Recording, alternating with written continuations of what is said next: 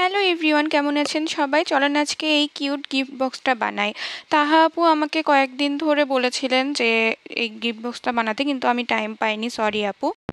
ফার্স্টে আমি 20 centimetre by 20 centimetre একটা কাগজ নিয়ে নিলাম গোলাপি কালারের। এবার এটাকে আমি মাঝ বরাবর একবার ভাঁজ করলাম এবং লম্বা বরাবর একবার ভাঁজ করলাম, ভাঁজ করে খুলে নিলাম। এরপরে আমি ভিডিওতে যেভাবে দেখাচ্ছি সেভাবে চারপাশ থেকে আমি কোণাগুলো এনে মাঝখানে ভাঁজ করব।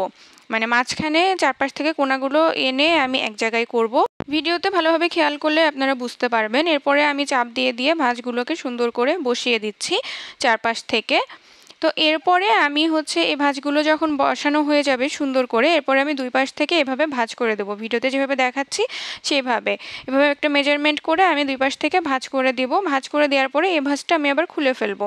এরপরে আবার উপরের দিক থেকে আমি একইভাবে দুইবার ভাঁজ করে নেব এবং এই ভাঁজটাও খুলে ফেলবো।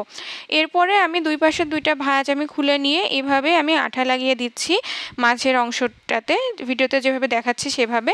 এরপরে এটাকে আমি লম্বালম্বি করে নিয়েছি। এরপরে এই জায়গাটা খুব ট্রিকি, এই জায়গাটা একটু ভালো করে দেখবেন। এভাবে আমি দুই পাশ থেকে ধরে আমি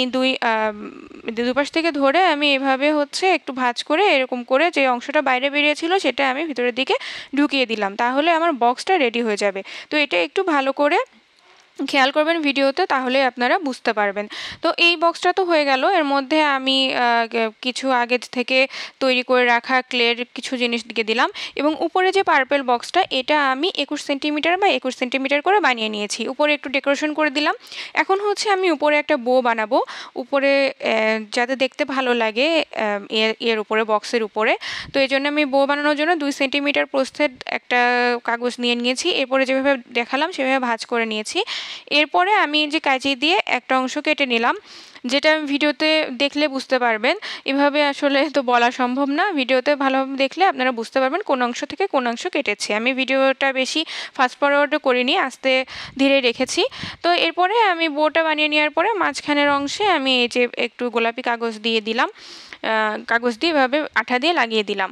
তো এরপরে আমি বোর যে দুই পাশে অংশটা একটু বেশি ছিল ওইটা আমি কেটে ডিজাইন করে দিলাম।